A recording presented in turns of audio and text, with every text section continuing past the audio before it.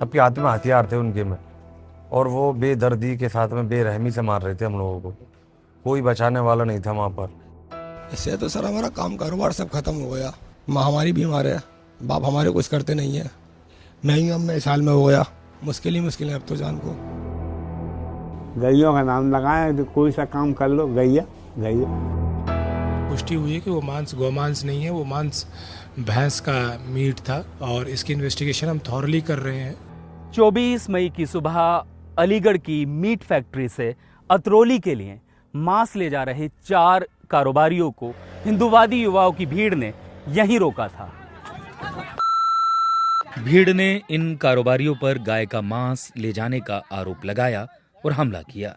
ये चारों घायल अलीगढ़ के जवाहरलाल नेहरू मेडिकल कॉलेज में भर्ती हैं। 4 बाइकों पे 12-13 लोग आए थे। इतनी आते ही छूटती बोलने लगे कि मारो उन लोगों को। फिर 20-25 मिनट तक वो हमें मारते रहे, और फिर उसके बाद एक गाड़ी आई थी पुलिस की। हम उस गाड़ी के अंदर घुस गए ज़बरदस्ती। वहाँ से वो पुलिस वाले हमें धक्का दे के बाहर निकाले, अब निकलो बाहर निकलो बाहर निकलो, लेकिन हम निकले नहीं। बीबीसी ने ऐसे कई वीडियो देखे हैं जिसमें इस हमले में घायल युवा यहां खड़ी एक पुलिस जीप में बैठकर अपनी जान बचाने की कोशिश करते हैं, लेकिन आक्रोशित भीड़ उन्हें पुलिस की जीप से निकालकर पीटती है। सबके हाथ में हथियार थे उनके में, और वो बेदर्दी के साथ में बेरहमी से मार रहे थे हम लोगों को। कोई बचाने वाला नहीं था वहाँ पर। 1.25 घंटे तक मारते रहे वो हमें कंटिन्यू। पिटने के बाद हमें ये नहीं लगा कि आज हम बचेंगे, बिल्कुल अधमरे हो गए हम।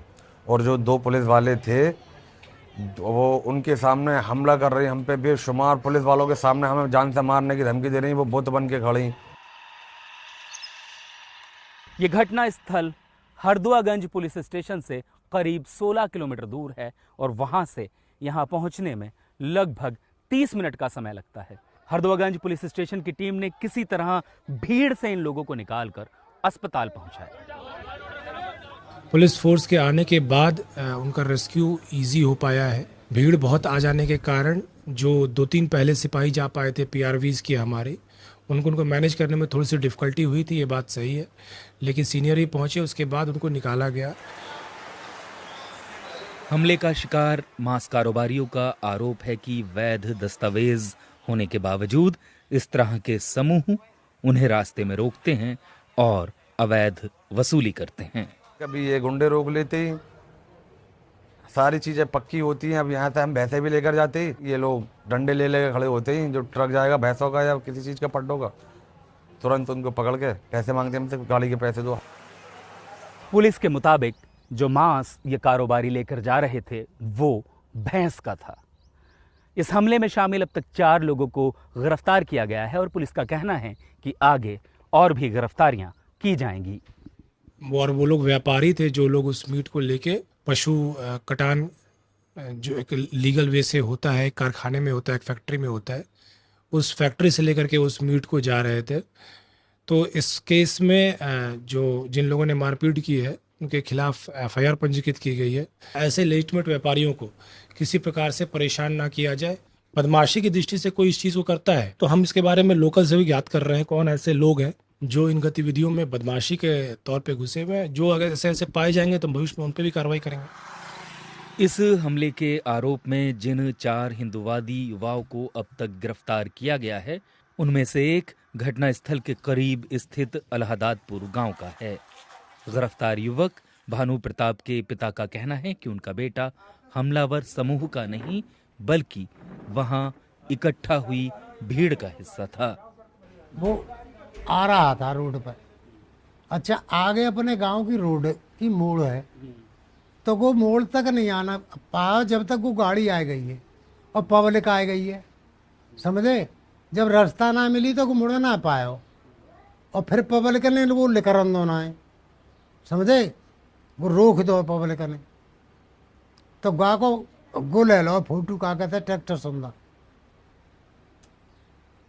आप ये मान रहे हैं कि आपका बेटा बेगुनाह है? हाँ बेगुनाह है। कोई चीज़ है तुमको नाजायज दिख रही है, तुम उस प्रशासन को खबर न दो, प्रशासन करेगा जो कुछ करेगा। तुम क्यों कर रही हो, तुम क्यों कानून अपने हाथ में ले रहे हो। मांस बेचने वाले हैं। वहीं विश्व हिंदू परिषद का कहना है कि हमले में शामिल युवा किसी हिंदुवादी संगठन से नहीं जुड़े थे। ये घटना जो घटित हुई है 24 तारीख को, उसमें पूरा विश्व हिंदू परिषद बजरंग दल का कोई भी कार्यकर्ता उसमें इन्वॉल्व नहीं है। और ये जो घटना हुई है, जो पुनरावृत्ति बार बार मीट को ले जाने की उस मार्ग से हो रही थी, जिसमें जो नियम कानून है उनका अनुपालन नहीं हो रहा था, उस कारण से उस दिन एक रूमर फैली। वो संरक्षित पशु का मांस है और ये रूमर फैली और आसपास का जो क्षेत्र है उस सब ग्रामीण क्षेत्र की जनता आक्रोश में आ गई और ये घटना परिणाम के रूप में आई। वहीं विश्लेषक मानते हैं कि इस तरह की घटनाओं ने अल्पसंख्यक मुसलमानों में डर पैदा किया है और ये लोगों के खाने की आजादी पर हमला है। तो ये काऊ विजिलेंटिज्म जो है बेसिकली एक ऑर्गेनाइज्ड क्राइम और एक सिंडिकेट की हैसियत अख्तियार कर रहा है। ये एक criminalizing food habit of a particular community है। ये गोश्त का कारोबार करने वाले आमतौर पे जो इस लेवल की जिन लोगों पे अटैक हुआ है, ये मकरूज़ होते हैं। जब इनके साथ ऐसा हो जाता है तो समझिए कि न सिर्फ ये कि 1, 2, 4 फैमिलीज़ बर्बाद होती हैं, बल्कि एक पूरा चेन है। वो बहुत दिनों तक उस इलाके में गोश्त की सप्लाई बंद हो जाती है और अब उस इलाके में लोगों की फूड हैबिट जो है वो बहुत बुरी तरह अफेक्ट होती है। शादी ब्याह किसी चीज़ में भी जो इस तरह का गोश्त है आमतौर पे गरीब लोग खाते हैं और गरीब लोगों में इस्तेमाल होता है, वो उन सब चीज़ों में बंद हो जाता है। ये पहली बार नहीं है कि गाय के नाम पर ऐसी हिंसा हुई हो। इंटरनेशनल डेमोक्रेटिक राइट्स फाउंडेशन से जुड़े फैजुल हसन मानते हैं कि प्रशासन सख्त कार्रवाई करने में विफल रहा है। 2014 के बाद से जो भारत में एक ट्रेंड शुरू हुआ है, गाय के नाम पे, दाढ़ी के नाम पे, टोपी के नाम पे एक मुसलमानों को एक टारगेट करने के लिए जो चल रहा है। जो छोटे छोटे ग्रुप है, सो कॉल्ड सेनाएं हैं बनाई हुई हैं, वो किसी को भी कभी भी पकड़ के पीट दे रहे हैं, मार दे रहे हैं, जान से मार दे रहे हैं। पुलिस भी खड़ी है, सब कुछ है और कुछ नहीं हो पा रहा है। इस घटना को लेकर राजनीति भी हो रही है। विपक्षी दलों का आरोप है कि सरकार ऐसी सांप्रदायिक हिंसा करने वालों पर सख्त नहीं है। देश और प्रदेश की सरकार लोगों को सांप्रदायिक आधार पर बांटने में लगी हुई है। ये ताबड़तोड़ घटनाएं जो हो रही हैं इसलिए हो रही हैं कि सरकार का जो मिजाज है वो सरकार का मिजाज इन लोगों की मुफीद है।